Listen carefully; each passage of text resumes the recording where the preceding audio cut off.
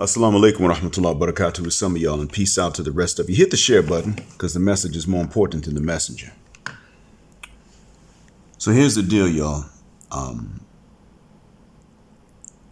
What it comes down to is that my former schoolmate that also grew up in the same neighborhood as me has, of course, since married, and she's become a boy mom, and she's got two sons, both minors, one about to go off to college. This former schoolmate of mine is actually a very nice person.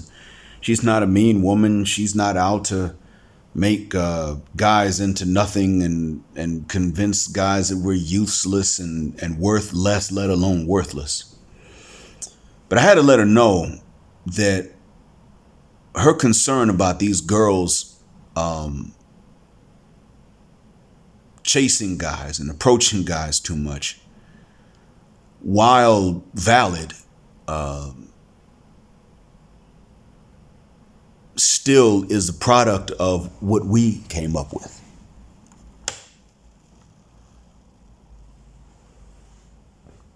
Sorry for yawning in you all's ear. When we were growing up,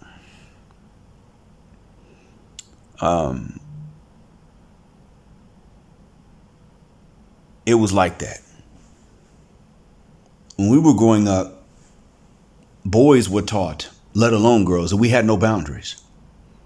Certainly none that girls had to honor. If you were a boy and a female teacher had an affair with you, you were to feel that you were lucky. If you were a girl and a male teacher had an affair with you, you were still a victim, even if it was consensual, because you couldn't legally give consent. Do you see the mindset? Well, we already know that. If you're in my audience, you understand already that that's how this is. And so with this being said, you all, keep in mind that she may be red pill aware herself. I don't know. And she may simply not be aware that I am. But I did what I could to explain it to her. And you know what I found out? She was at least more aware than what I previously thought. You see, I wondered if she had any sympathy at all for boys, and what I came to understand is that in fact she might be sympathizing with her sons. Her sons, I can tell, are level-headed and responsible as much as anyone can tell these things through social media. And so her oldest son puts the phone in the console and puts it on silent so that when he drives, he's not distracted, because he's aware that he's a new driver. He's not playing games with that. He came home one day and she said, I texted and I called, what the F, where were you? And he said, again, Mom, just like you told me not to do. I didn't even know you were calling or texting because the phone's on silent in the console when I'm driving so that I'm not distracted. And that was actually very smart of him, because when the F else are you going to get a phone call other than when you're on the road and concentrating and you need to be able to concentrate? I've never gotten a phone call when I didn't need my attention for something else. Today, phone calls are interruptions unless I know ahead of time. Just getting a call out the blue to me is always, every last time, is an interruption. There is no exception. If I'm sleeping, it's an interruption. If I'm in a conference with somebody, it's going to ring. It's an interruption. And I can tell it's like that for you all too, because when I call other people, they don't answer right away. I stop calling. I let the call just go away. And then they call me back. And even then, when they call me back, I've already gotten busy doing something else. It's always like that. So this son of hers is actually very responsible and intelligent. This is not the kind of boy that wants inattentive, silly girls pursuing him. Now, maybe if there are mature ones, I'm not sure, but he's not the kind of guy that would want an immature, silly broad pursuing him. Well, guess what kinds of broads are out there right now making pursuits? Immature, silly broads. That's who the F is out there. That's who they are, and that's what they're doing.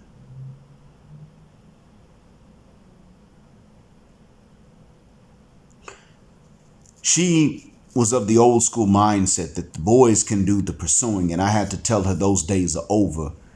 Not because of anything hateful, but those days are over because, simply put, why shouldn't they be? For what reason do any of us need to be out here making pursuits in this day and age, whether they're my age or hit your son's ages? Why should they be? See, we heard the message, boundaries. Your son's age group got that message very well because they got it from a young age, boundaries. And they're respecting these boundaries. It is too late. It is not going to change now. Because my age group was too easy.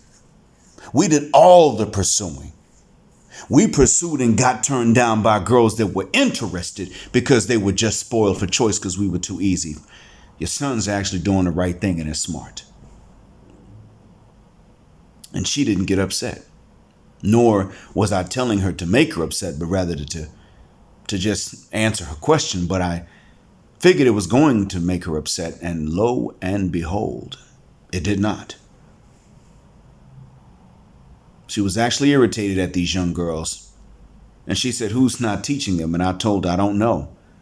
What I do know is that these young girls grew up with the idea that boys had no boundaries. So in the minds of these young girls, the boys are probably waiting to be approached, which is likely the case. But since they're waiting to be approached, some who get approached realize, okay, I got options. I don't have to settle. Now, the guys don't get approached at all. They have to settle for whoever approaches them. They think they do.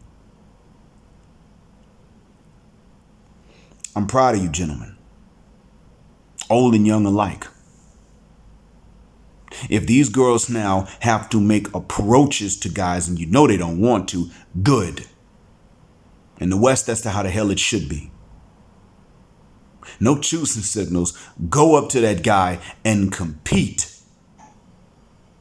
Because you know you live in a society that told the guys, shut the hell up, sit back, we'll come get you if we want you. And then you don't do it.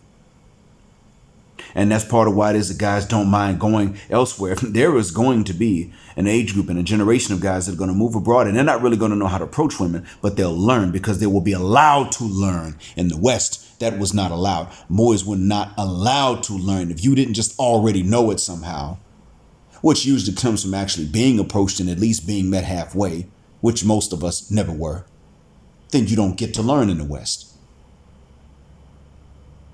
If you're on the fence and a girl kind of likes you, but she also likes someone else, and you don't really, you haven't approached others before, then she's like, never mind. But now if you're one of those guys that's been approached and probably even screwed someone before, and you're young, you go to her and she'll smell the other women on you, won't even know what it is, and she'll respond. You don't have to learn. All you got to learn is how to not screw it up. But if you're inexperienced and she doesn't smell other women on you, even though she liked you from a distance, up close she smells no other women on you, that's it. You messed up right there. Doesn't matter how smooth you are. You're going to uck up. That's the game you all are looking at. So it is actually very good that this day and age, you are not out here making approaches, gentlemen. That's great. You'd be stupid if you were. You would be a plumb ucking idiot if you were out there making approaches to these women because, one, they wouldn't respect you anyway. They would look at you and say, why are you making this effort? You're foolish for doing that. You made the effort to come at me, and you don't know this, but I know my punani stank. You don't know this, but I have insecurities. You don't know this, but I know my flaws. And you approach me anyway. Well, it means that my deception is working, but I still can't respect you for being deceived. That's all you're looking at, gentlemen. Nothing else. So nothing is going to have their respect unless they have to approach you and do the work for you. And then when you go to not to traditional areas, because they're traditional, you can do the approaching and you'll be allowed to learn it. And if you're Muslim, of course, that's taken care of. You ask her if you can talk to her dad, then you can talk to her dad. She says, yeah, cool. Or if her dad's not there and she tells you who the male guardian's going to be in lieu of her dad, then that's even better. That it's not better that dad's gone. And what I'm saying is that the fact that she'll tell you, well, he's deceased, or he lives somewhere else, but my uncles can be reached here. See, that's much better. But that's if you're Muslim. I think I've talked enough, but you guys get the idea.